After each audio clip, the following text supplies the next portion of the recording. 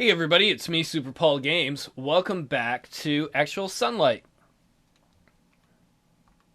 So I guess we're going to work. Leave the apartment? I believe so. I think we've done everything we need to do here. Do you want to save your game? No, we don't need to. Hopefully that's not famous last words. Oh,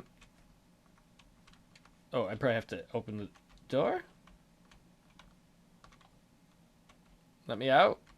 Let me out. Oh, let's take the elevator.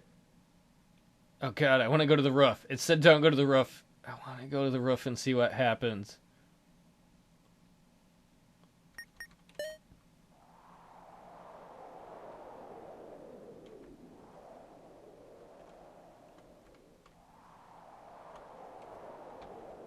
Can I interact with any of these chairs?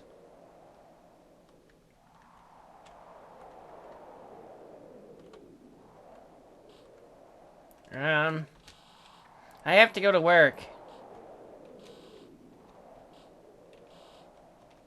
Alright, let's go to work then.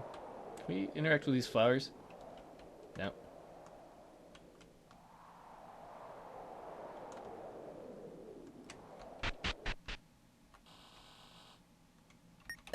Alright, let's go to work.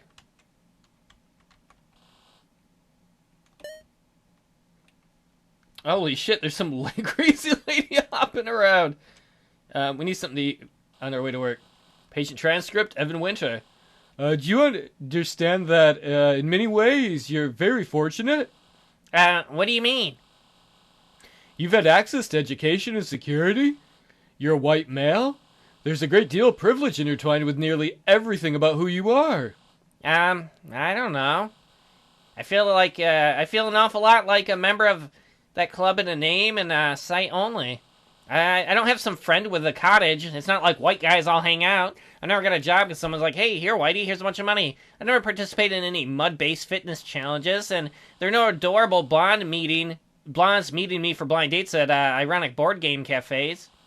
Those aren't the types of advantages I'm talking about. I know. But they are the types of advantages that education and security make worth having in the first place, aren't they? What would even change if I lived some kind of cart life for $7 an hour? Yeah, that's an interesting game, Cart Life. What do you think? I think it would just mean being openly rejected by the types of people who only pretend to accept me now. And that isn't worth something? All I'm talking about is being something, but not being a part of it. Coffee? Fruit? Thanks. Have a great day! Alright, I want this popcorn. Recent transactions, check his debit. Okay,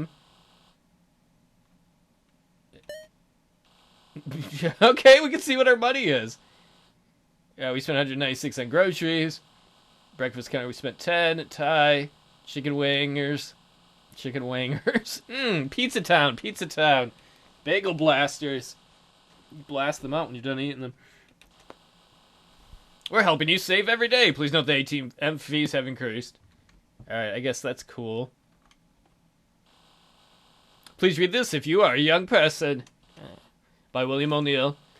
If I have any fear about putting this project out, it's that somebody who is in the midst of a difficult time growing up will see this game and think that it applies to them.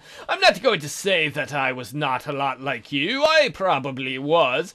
I've struggled with feelings of anger and depression since I was very young, and no more than 12 or 13 years old.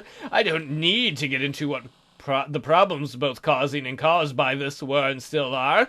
I think the things that happen in this game make them pretty clear. It's also pretty clear where all of this is headed. But listen, the fact that you are young means in and of itself that you still have a lot of time to change things. That doesn't mean you're going to get everything you want. Nobody does. But I promise you can do a lot better than you will if you give yourself over to despair. It's when you get into your late 20s and early 30s, like the protagonist in this game, and like me, that a lot of the choices you made earlier can start to come seriously into play. A lot of doors can begin to close, a lot of things start to go on without you. I've been the way that I am my entire life, but let me tell you something, it's different now, and I'm seeing more and more how things will only get even more difficult over even more time. In the end, that's what this game is about, an endgame. Somebody whose pain has slowly risen in excess of their ability to deal with it, and shower pains aren't enough. Somebody whose options have become totally disconnected from fantasies and regrets that they can't turn away from. This game is not a game, it's a portrait. I've created it to document something that I think is human, beautiful, and real. And if you appreciate that, great! That's what art is. But don't get it twisted. It's about a 30-something corporate dead-ender with no youthful energy, no people his own age who haven't moved on in life that he can turn to, and no time or money left to change or undo those things. I don't care how fucked up you think your life is. If you aren't at least 25, that ain't you. So don't you fucking dare. I'm guessing that's the author saying don't hurt oneself? You have a right to feel pain and hurt, though, if you're younger, too. I'm not sure that the author's saying you don't, but... I gotta talk to Hoppy McGee. I know she'd be going to work, but work sucks. Hey, Hoppy. Christmas Bullshit by Evan Winter. When I think of what it would mean to be grown up, I have an unshakable impression of going home for Christmas with my wife and my infant children. There are 3 of them, and they're all equally infantile, including my wife and me. But they're not triplets. It's snowing outside. Does that mean you fuck 3 different women? Even though it never snows on Christmas Day in Toronto anymore, and as my parents opened the front door that I just knocked on with one of those big brass things, my big brass balls, boom! Even though we've never had a brass knocker, I like knockers, and obviously I don't even know what it's called. The heavenly aroma of an industrial bakery licks us across the face like a horny dog. Through all of this, my wife is so hot! She gives me boners for, like, miles. She looks like a compilation of every girl who ever wasted my time. My father hands me a cigar and gives me the good news. We're both amazing at playing the acoustic guitar. It's a Christmas miracle. I wish I had my guitar out. It's electric, though. Later on that evening, I'm sitting in bed with my wife. I almost said shitting, but trust me, I got that under control.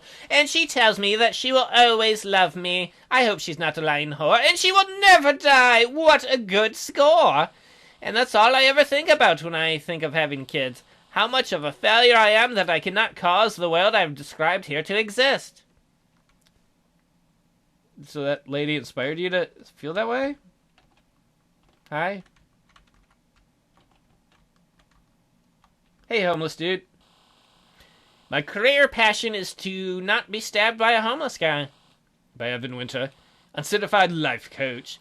When you sit down to your daily 1-hour personal career goal timeout focus affirmation session, what amps you to the max? What turns you to 11? What motivates and engages you to take it to the next level? I mean, we'd all like to imagine the possibility of prosperity for everyone, or at least everyone of our ethnicity with similar educational backgrounds, but some people are winners, whereas others are merely honest. In the past, it was relevant for people to look at their professional arc a lot differently. What's your 5-year plan? What's your 10-year plan? 5-year plan is very Soviet. Soviet Russia. What type of commute or living environment really meets your personal needs? What sort of retirement situation are you envisioning? And how would you like to see your defined benefit pension plan invested? Today, however, the good news is that none of these questions matter. Today, it is simply sufficient to ask yourself if you would or would rather not drink yourself to sleep on a vent every night. Tonight, I'm voting on yes. Nobody likes a 2-hour commute. But would you rather walk 17 blocks in the dead of winter for a cup of soup? Nobody appreciates an inability to visit the dentist. But would you rather get your teeth clubbed out by a disgruntled police officer? And the people on top? I like to be on top. They wonder how they ever lost this plot to begin with. Why did we ever give anyone anything, they say? Why didn't we just ask them if they'd rather be stabbed by a homeless guy? Homeless guys need jobs too. I don't know what to say, but I do want to give him something. Thanks, pal. You gotta smoke? No, I don't smoke. Sorry, man. Hey, that was nice of you. You gave the homeless dude something. Boop, boop, boop, boop, boop, boop. I don't know how to get out of here. How do I get to work? Can't come to work today. I'm trapped outside my building. I don't... It's gotta be this way, right? Can I ride the homeless man? I gave him money. It's good. How the fuck do I get to work? Take the streetcar to work? Yes. Everybody ride the choo-choo train. He stares straight ahead. It's a little weird that our character just came right up, our Bobby Hill looking character came up and just started staring at him. I'm not sitting right next to somebody. That'd be the awkward place to sit right in front of him. Yeah, I know. I would sit by myself, too. Gotta stop and stare at everybody. Oh, she's pretty. Are you a dwarf? Hey, excuse me! Oh, God. All Strangers Are Entrepreneurs by Evan Winter. Hi! I've noticed that you made eye contact with me for half a second and then immediately regretted it. Allow me to introduce myself. I'm a fucking asshole. I'm disgusting. Do I want to talk to you because I sincerely cherish a genuine sense of community and goodwill towards men? Nope. I am an absolute loser, bothering one stranger after another, an awkward revelation of my own failure. I'm looking for somebody to become my downline in a multi-level marketing scheme. We call it pyramids because we were thinking like the Egyptians. I think you ought to change religions. I'm one of those charity people who used to wear an apron so people would know to avoid me. I want to ask you out to coffee. Rub your shoulders while the dirty sleeves on my jean jacket infect your pores, and then try to have sex with you before you realize that I'm unemployed. Hey, that's my move. Don't tell everybody my move. I'm that legitimately horrible and sad person that you could be one day like. That one, the one a dumb story happened to. The one who got a DUI, and then they found weed in my car, plus the money I stole from work. My family is dead, and I have no friends, and I'm desperate for anybody to talk to, even though I have nothing to say, and I know that nobody likes me. Or maybe you would like me, but you don't want to know. I'm that weird, bitter asshole who barks at cashiers, arf, arf, arf, and hits on waitresses and holds up the universe. But I'm a human being, and there is nothing I can do to make God stop loving me. Everywhere I go, I tell the few people who can barely stand me the exact same thing, that everyone is just way too uptight about talking to strangers, even though I'm exactly the reason that absolutely nobody wants to. Then I say, chill out, man, or some other extremely dated piece of slang that solidifies me as even more creepy. I thought it was rad to say chill out. This is when you realize that I'm trying to look at your boobs, even if you're a dude, or your shoes, your shoe boobs, or that I don't even have the confidence to meet your eye line. When some type of instinct dawns on you that says, hey, your shoelace is untied. Oh, thanks, dude. That's nice of you. I'm gonna sit here. Turn the headphones up and wait? Yeah. Hey, is that Philip Seymour Hoffman up there with the blonde hair? Can I play some games at work? Just want to play some fucking games. Take a nap on the couch. This is the couch for guests and clients to sit on while they wait to see somebody. It's the only well-kept piece of furniture in the office. I gotta go talk to... Uh-oh. I bet you that's the prick boss up there, the blonde guy. There isn't much to say about what I do for a living. We're just like everyone else. Do we work in marketing? In finance? For the government? For the people? For good? For evil? Does it matter? No matter what, if we can make money off of it, and you ask if we can do it, we say, yeah. If you ask us if what we do is effective, the middle managers who hired us, whose job security depends on us having been effective, will tell you, yes. If you ask us if what we do is important, we'll point you in the direction of the media channel that makes a living off of reporting on our industry, and they will say yes. A lie that everybody can pay their mortgage with becomes the truth faster than you would believe. But in the end, we're really just a bunch of white people pushing piles of money around in circles, sort of like a stockbroker company. While reality occurs in parts unknown, like my genital parts, we go to conferences and the maids break their backs cleaning our hotel rooms. We eat at restaurants while the cooks trip and emulate each other. I pronounced that wrong. In blistering oil. Janitors have heart attacks buffing floors on a graveyard shift for 30 years, and all of this. I used to buff floors. I loved doing that. It was such a nice, quiet job. For what? Networking, best practices, leadership. But we don't let anybody into the network, and we don't practice anything, and we don't lead anyone anywhere but some place fucked up, where we get paid and they get dick. Then everyone goes home and does their job the same way anyways, doing exactly whatever some boss wants. So who we are and what do we do here? We send emails. We go to meetings. We hope one day to get high enough to become invincible and to be rewarded even when we fuck everybody and everything up. Sometimes I think, could I go my whole career without doing a single useful material thing? Did a street sweeper eclipse my social utility the day he picked up a piece of gum? I'm gonna go play with the trash. The well-informed and worthwhile opinions that fill the trash cans of agencies around the world, by Evan Winter. I like the idea of having statements that specifically talk about the impact of our product has on customers, but how are we really telling our brand story? It'll be like my mushrooms walked to the store and they made some friends. This still image of an inanimate object really needs to have a stronger sense of movement throughout.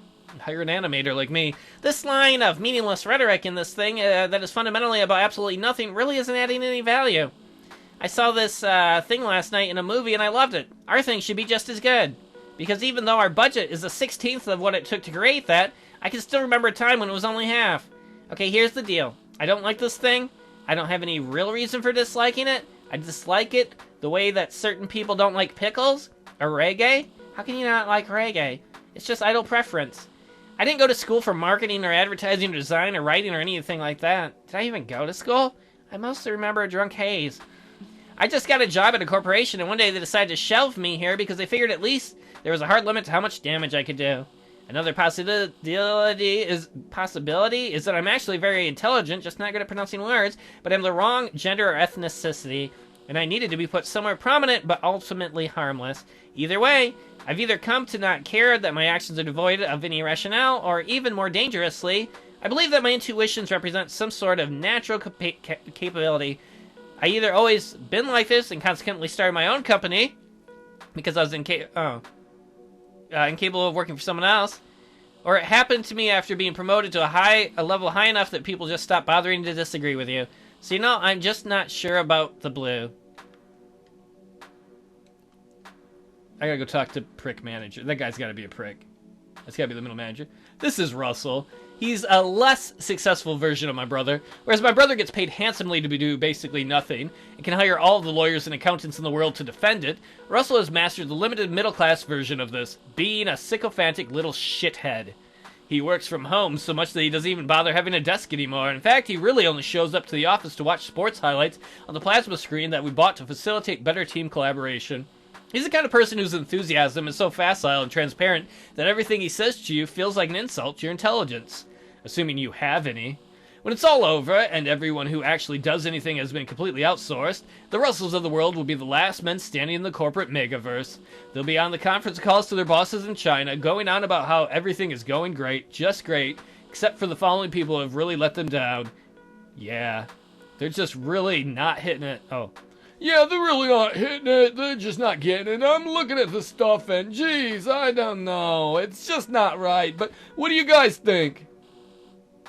What's up, bro? That's a woman. Nothing, man. Hey, can you ask your brother if he's interested in that thing I told him about? What thing? Trust me, bro, he'll know what I mean. It's an amazing opportunity. Yeah, cool. I haven't seen him in a while, but I'll let him know that dipshit said hi. Fuck. Fuck. Alright. I'm gonna go... Ah! From Paula Young, Senior Partner Chairwoman, to all staff, my resignation, live for your dreams, priority high. Dearest employees, it's with a bit of bittersweet mixture of joy and sadness that I must announce my divestment and resignation from the company, effective immediately. While I would have preferred to be available to help with the numerous surprise obstacles that will be present, the timing of my departure coincided with the existing travel plans that could not have been changed without putting my elite passenger status on Air Canada at risk. Where's that going to take you to, Manitoba? When I began my career as an employee at the agency similar to ours over 15 years ago, things were much more difficult. All of my peers seemed to question my opinions, dismiss my ideas, and even make faces at me as I was some kind of stupid idiot.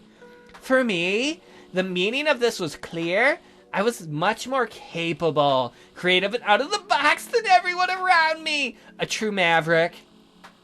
With the agreement of my husband and his financial support, I founded this organization.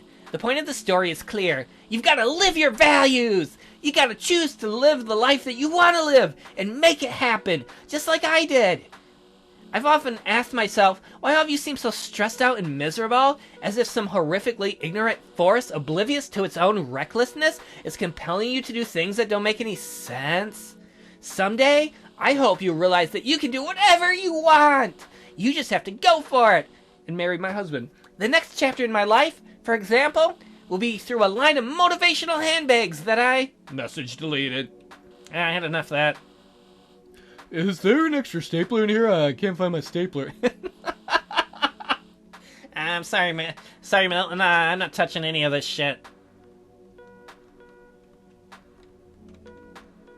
Can I play with this? Play with this desk? Hey, Russell. Hey, Milton.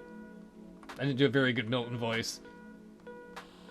You have to come back in 5. I'm just getting ready for a call. I actually don't even know why I'm standing here. Where did I put the proposal? I just had it. It was right here last night. I don't have time to look for it. Natasha, I need another copy of the proposal presented out. Please and thank you. I'm busy. Is Jackie here then? I need it for my call. I don't know why I don't have it. It was literally sitting here last night. This is Troy. Nobody likes Troy, including me. But I feel for him. He's married, late 40s or so, commutes 2 hours from the deep, deep suburbs every day and works on weekends all the time. I can't even imagine the last time he saw the house he spends every day paying for it in the actual sunlight. 3 kids, wife doesn't work.